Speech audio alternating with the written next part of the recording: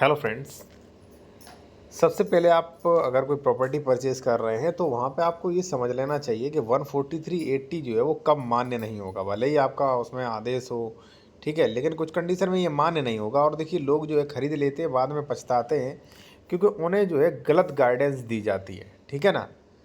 तो चलिए मैं आपको बताता हूँ साथियों।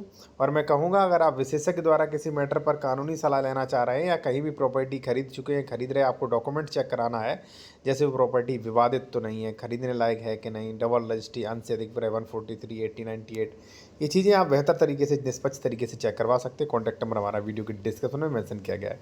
साथियों, मैं यहाँ पे आपको बता दूँ कि 80, 143 हर जगह जो है मान्य नहीं होता है। सबसे फर्स्ट में आपको बता दूं कब मान्य नहीं होता है। तो देखिए, जैसे मान लीजिए एक्स प्रॉपर्टी है और इस एक्स प्रॉपर्टी का अगर मान लीजिए लैंड एक्वायरेशन के लिए नोटिफिकेशन जारी हो चुका है, तो बाद में आप 80 करवाते हैं कि हमें मुआवजा अधिक मिल जाए, नहीं मान्य होगा। दूसरा, जो लोग खरीद रहे हैं उनके लिए, ठीक है ना, कि कब मान्य नहीं होगा वो आप जान लीजिए, ठीक है।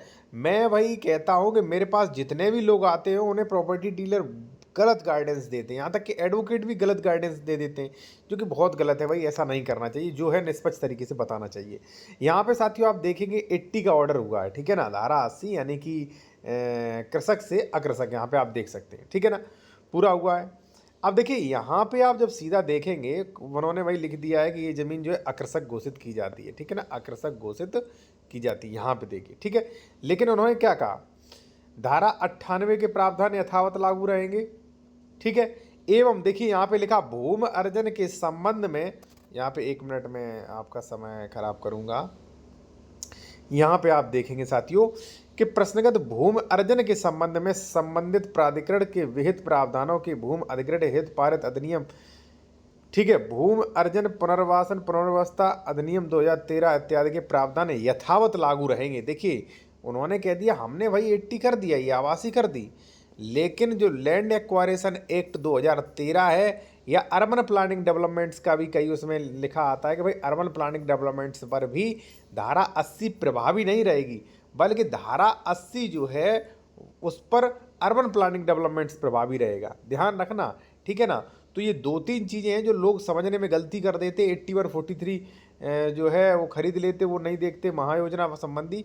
तो देखिए साथियों, पहला तो ये है कि जहाँ पर मास्टर प्लान है, ठीक है, जहाँ पर महायोजना लागू है, वहाँ पर 8143 बहुत ज़्यादा इंपॉर्टेंट नहीं है, वहाँ इंपॉर्टेंट है लेआउट साथियों, ठीक है ना।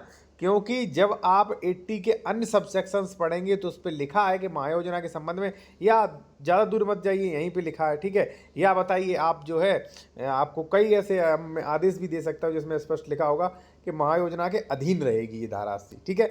बाकी जो लोग जूनियर एडवोकेट हैं, रजिस्ट्री के बारे में अगर A to Z जानकारी सीखना चाहते हैं तो ये हमारी ई बुक का स्क्रीनशॉट ले लीजिए, आप देख लेना, इसमें सब कुछ मिल रहा है आपको, जैसे दान पत्र, सेल एग्रीमेंट, ठीक है, लीड में लाइसेंस, और मान लीजिए गोदनामा, दाखिल खारिज आपत्ति, जीपीए, तितिम्मा, वसीयत, ठीक है, और सारे अपवाद और प्रॉपर्टी जमीन खरीदने पर क्या क्या चेक करें, सब कुछ इसमें मिल जाएगा, ठीक है।